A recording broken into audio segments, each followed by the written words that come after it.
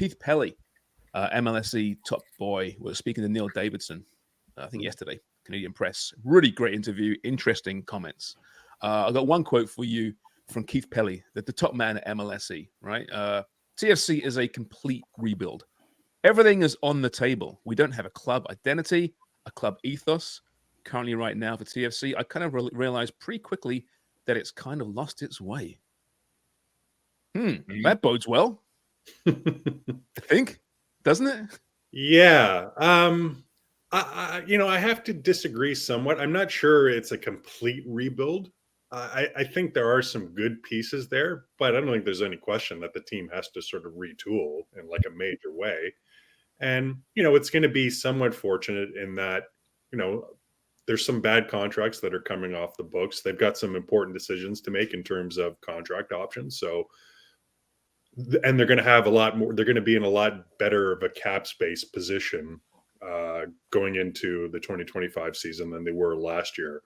So, I mean, that bodes well. Now, at the end of the day, it's great having salary cap position and sort of salary cap room, but it's what you do with it, right? And so I think this is going to be a real test of sort of the managerial regime of John Herdman and Jason Hernandez to sort of work together to put together a roster that can compete, because now they have really no excuses. I think everyone kind of understood that this was not a write-off season, but that it was going to be somewhat of a transitional year just to sort of get through. I think now with a lot of these, as I said, these contracts off the books and being in a better salary cap position, there really are no sort of excuses anymore. They really have to sort of put a competitive team on the field and see how it goes. But again, just going back to Keith, I mean, I appreciate what he's saying, and I think there's a lot of validity to what he said. I'm just not sure that it's a complete rebuild as he would suggest. So everything's not on the table?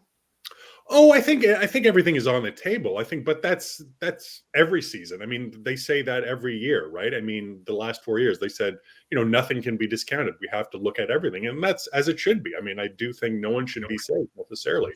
They have to sort of take a hard, honest look, and have some, sobering conversations with players, and decide, who's going to be back and who's not going to be back. So that's I don't think that's not anything different than what they've been saying after each and every last 4 years when they didn't make the playoffs. And it's as it should be. Everything should be on the table and everything should be considered. Do you think, John, that there's a concern with Herdman and this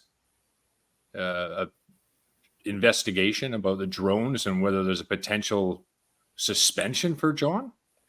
It's an interesting question, Craig, and it's one that I actually asked Jason Hernandez last month, because I was able to sit down with him, Neil Davidson and I said, look, we already know that Bev Priestman has been sort of given a 1-year ban from football. Right. Canada Soccer is sort of investigating sort of the droning business. They're going to submit their findings to FIFA when it's done, and then it's up to FIFA to decide, whether or not they're going to do anything. And it's quite possible, and as I said, to Jason Hernandez, it's quite possible that they could sort of hand down a similar punishment to John Herdman. And I asked him point blank if you were kind of worried about that. And he gave sort of the boilerplate answer about, they don't want to sort of say anything while the investigation was going on. But, I have to think that quietly and behind the scenes, they're somewhat sweating this, right? Because it's out of their hands, right? I mean, they don't know what FIFA is going to do, if anything. And if FIFA does decide to do this, to sort of, hit John with sort of any substantial ban from football, then it kind of leaves TFC up shit creek. They have to sort of, find a replacement pretty quickly. So I think it's, they're probably not saying it, but I think privately they have to be somewhat concerned about it. They brought in Marco Neppe. I don't know how to pronounce it. Forgive me. No. Former Bayern Munich executive, well connected, to kind of sort through things, have an internal review. Been around for a couple of months, apparently. Let's hope it's as successful as Jurgen Klinsmann's hire a few years ago, JMO, because that turned out great, didn't it? Yeah, that didn't turn out all that well. That's kind of my fear in all this. If you're a TFC fan, was like, okay, the last time that they brought in a German to sort of examine things, it didn't work out all that great. It kind of sent the club spiraling downward even more. So who knows what this guy's going to do. Is it a prerequisite in order to do a review? Do you have to be German? Yeah. And I shouldn't say German. I mean, it could have been anyone. I mean, they could have bring in an Italian, and I think it would have been the same thing. I mean, who knows, right? I mean, we'll see what comes of this. I mean, I think, ostensibly bringing in someone with fresh eyes from abroad, probably not the worst thing in the world. But let's see what he recommends, and let's see how MLSE kind of acts on his recommendations. I'll be watching with keen interest as to see what his evaluation of the side is and what needs to be done. Which do you think comes out first, the independent external review by Canada Soccer into the drone scandal, or this already 2.5 month long evaluation by this new German? It's a very good question, Jamie. I honestly don't know. I mean, it could go down to the wire as to what's going to happen. I don't know. Well, John spent the last 2 months last season evaluating and reviewing. Right. Sorry, Ollie, go ahead. No, well, I was just going to ask, and specifically about John Herdman, because when you're talking about building a team, as you were mentioning earlier on, John, that's you understand the coach being involved. But then when you're going into club philosophy, club identity, you have a sporting director, you have a GM. How much input do you give John Herdman, considering the current circumstances at the moment, in that thought process of creating a new identity if they feel they don't have one at the moment? Oh, I think he has to have some say. I mean, he's an integral part of what they're doing, right? I mean, you don't sort of bring in someone like John Herdman and just say, you just coach the team, we're going to worry about sort of building the roster and the identity and everything. He has to have some sort of input. I mean, when you look at what he did with the Canadian men's and the women's team, when he inherited both of those programs, they were in I don't want to say dire situation, but they were, kind of at like a bit of a low point, and he really, worked wonders in terms of bringing them up. So why would you not sort of, you're not going to sort of bring in John Herdman and not have him involved in the conversation. He has to have some sort of say and feedback and input into this situation. Because he's ultimately driving the bus here, right? In terms of, the product on the field. So he has to have some sort of like voice in all this, I think. But Craig, you don't just manufacture a contrived identity, right? That comes through, generally speaking, through success at some point. That's how you build identity and a club culture. You can't just snap your fingers. We're now going to be a team that plays with wingers, with pace out wide. That evolves over years, and you need success woven in there. They had that. They had success. They were building something, and then a generation of poor, awful management stripped away everything that Bezpachenko and Vanny worked for. Mm-hmm. Yeah. And then when you sprinkle in a couple of, well, certainly one designated player that doesn't seem to be all that interested in how that affects the dressing room, has to be massive. I just couldn't imagine being in that dressing room and seeing Insigne every day. Make me sick. Like, seriously, like, I mean, what he's making and what he's doing and the effort that he's putting in is really, really destructive in a dressing room, in my opinion. But you don't see him, Craig, because he's in his private room vaping. Right? Is that a fact? It's making the rounds. There may be a room designated to a couple of players who like vaping. Hang out in his Rolls Royce, couldn't he? Big enough. You seen that thing? Yeah, it's like a bloody bus. It's pretty sweet. That's sorry, being self-aware. You join an MLS team with a bunch of kids making 75 to 100 grand, and you pull up in your Rolls Royce where the back right tire is worth $100,000. Yeah, with a tight calf. Jamie, what are you saying? No, I was just going to say, obviously, with Insigne playing a very minimal role in the last two games, there's all this talk about, what's his future with the club, and Keith Pelley obviously saying that everything has to be on the table, but this notion that they're going to buy him out, I just don't see how it can be done. I mean, he makes $15.4 million a season.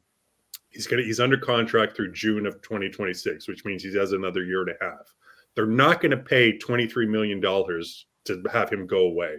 Like that's just this idea that, well, they're going to pay him the money anyway, so why not pay him away? No, I mean, at this point, you're in for a penny, you're in for a pound. They have to sort of see this through. I mean, splashing $23 million just to sort of cut ties with them is like MLSE. I can't envision in any world where they would sort of like, okay, that. I think they're going to try and salvage this somehow. The other thing I want to point out too is that I kind of like broke down the numbers. So at Napoli, over 10 seasons, he averaged 0.36 goals over 90 minutes per game. That's exactly what he's averaging at TFC as well. In terms of assists per 90 minutes at Napoli, he was averaging 0.28 assists per 90 minutes. At TFC, it's 0.26. So he's not off of what his production was. I think the problem here was that expectations. We had this sort of sense of like, this is going to be the next Sebastian Giovinco. This was going to be the guy who was going to light things up. When you look at his numbers with Napoli, he really wasn't sort of like that sort of, outlandish goal scorer. There was 2 seasons where he scored, I think, 19 goals and 18 goals, but those were mostly outliers. He was kind of averaging about just under 10 goals per season. Now, he's not averaging that at TFC, so that's a bit of a problem. But this is kind of the player that they were getting. It wasn't I think, there was this idea that he was going to be, as I said, the next Giovinco and totally light up the league, when that's just not the player that he was. So I think that's part of the problem too, was that expectations were, grossly out of whack. Now, that said, he hasn't lived up to his $50 million contract. Yeah. That's absolutely fine. The price tag kind of dictates the expectations too, though, doesn't it? Yeah. Absolutely. So he hasn't sort of lived up to that, and he hasn't proven to be durable either, and that's kind of a problem. But that's something that TFC should have realized had they done their homework and they looked at his Napoli career. He was never a player that played the full 90 minutes. I mean, he was someone who was always coming off and always dealing with injury issues. So they have to. Insigne bears some responsibility in this, absolutely, but I think TFC also bears a lot of responsibility in this as well. Yeah, they signed a injury-prone player on the back end of his career and gave him $50 million a year. Right. Oh, didn't work out. Massive surprise there. Who's his agent? He's got a new one, actually. He's just got a new one. Whoever it was. He fired the last one, I think, didn't he? He's got a new one. That was Bernardeschi.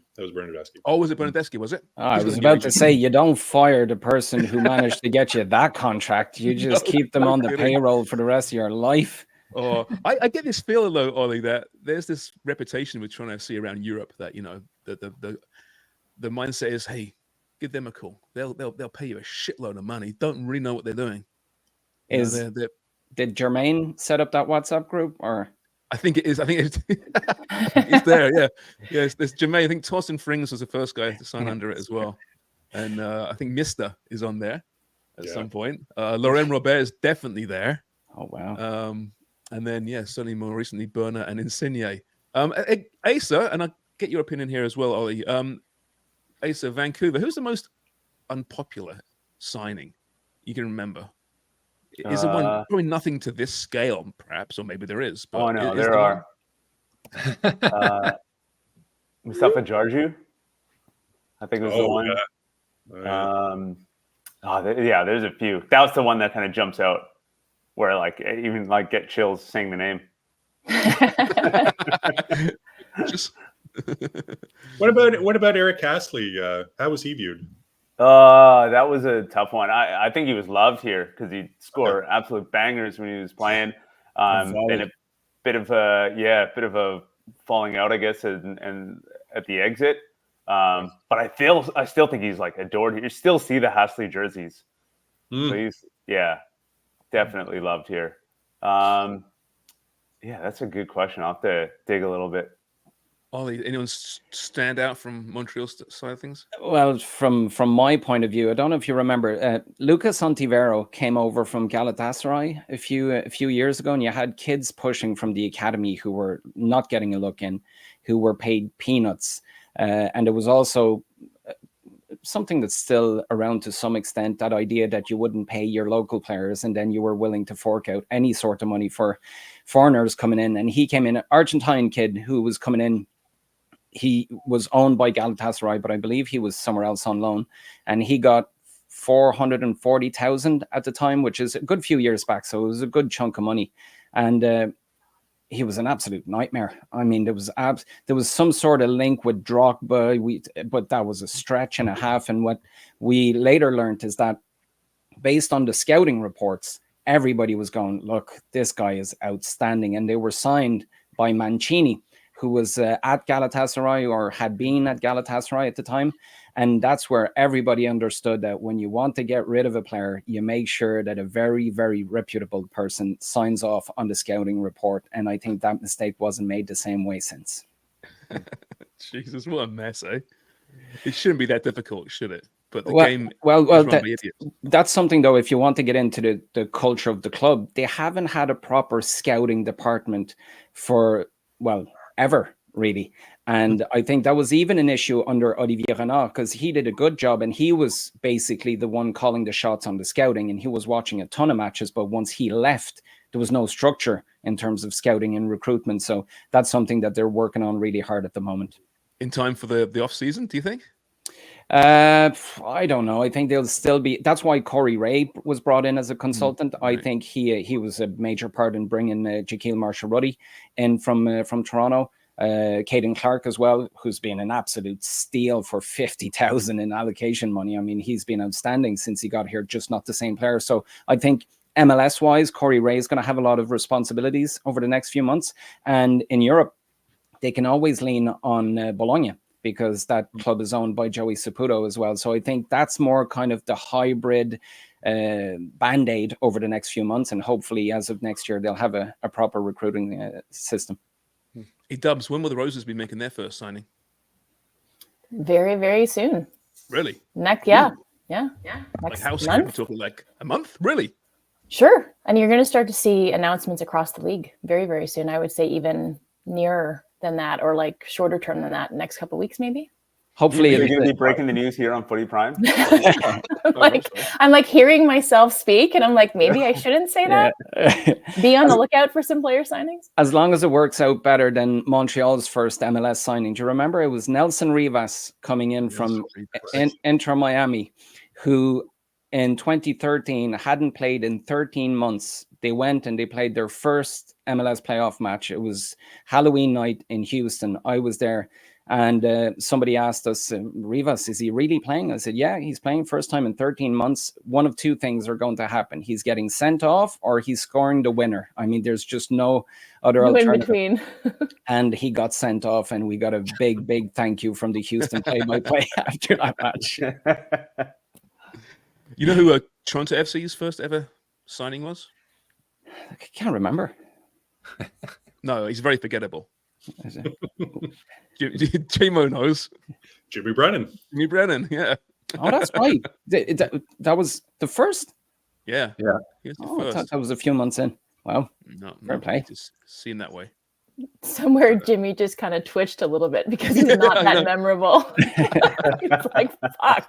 A very Montreal answer there for you. Yes, well done, well played. Hey, Dubs, we're joking around about Seba Javinka becoming a senior advisor, or was it a senior advisor? Is that the title? Club ambassador, yeah. Yeah. Yeah. But was it senior advisor, J-Mo? Special advisor. What are you, Dubs? What's your title at Roses? Is it special advisor or senior advisor? Special advisor. I've seen a bunch of other ones get thrown around, and I'm just like, we need to maybe work on the title. It's not super important, but sometimes when it's like you're being introduced on an email and you see your own title go by, and it kind of makes you recoil. You're like, maybe we should workshop this a bit more. Assistant to the regional manager. Exactly. Yeah, exactly. That's funny. All right, Ollie, J-Mo, thank you so much. I enjoyed this. Enjoy the week off, and in your case, J-Mo, the winter off, although I dare say you're going to be pretty busy, I think. But we'll chat to you. Thanks for rubbing it in, James. Appreciate it. Happy to. I'm sure we'll be chatting very soon, probably next week, because this is going to be an evolving story. Ollie, thanks, mate. We'll chat soon. All the best.